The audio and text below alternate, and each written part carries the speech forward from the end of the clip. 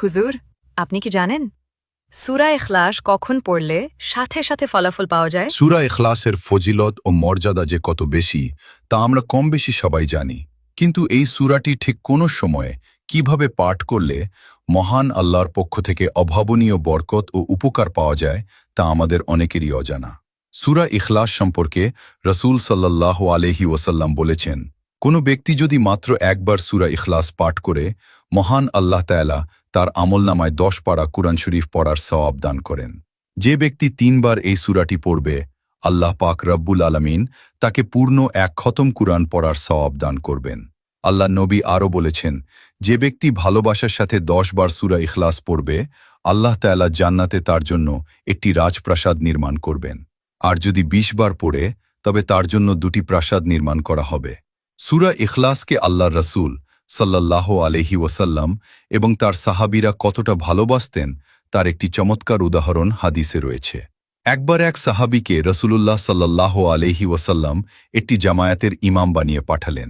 তিনি প্রত্যেক রাকাতেই সূরা ফাতিহার পর সূরা ইখলাস তিলাওয়াত করতেন। সালাত শেষে বাকি সাহাবীরা আল্লাহর রাসূলের কাছে এসে কমপ্লেইন বা সংশয় প্রকাশ করলেন যে, হে আল্লাহর রাসূল, তিনি তো প্রত্যেক নামাজেই সূরা ইখলাস পড়েন। নবীজি সাল্লাল্লাহু আলাইহি ওয়াসাল্লাম তখন সেই ইমাম সাহাবীকে ডেকে জিজ্ঞেস করলেন, তুমি কেন এমন করো?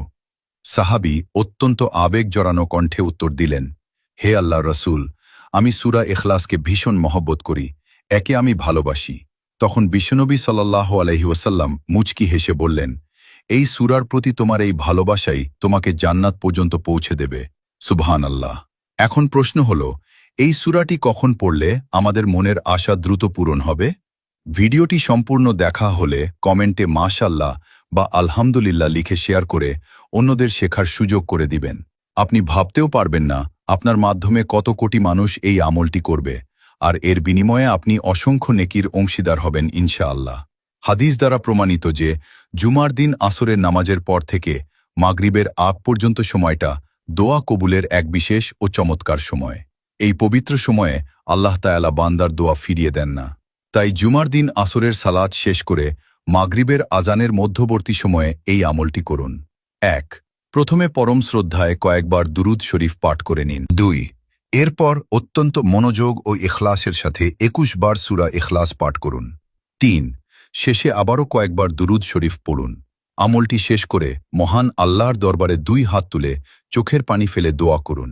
ইনশাআল্লাহ সূরা ইখলাসের বরকতে এবং এর ফজিলতে আল্লাহ পাক আপনার জীবনের সমস্ত কষ্ট ও পেরেশানি দূর করে দেবেন এবং আপনার মনের সমস্ত নেক আশাগুলো পূরণ করে দেবেন।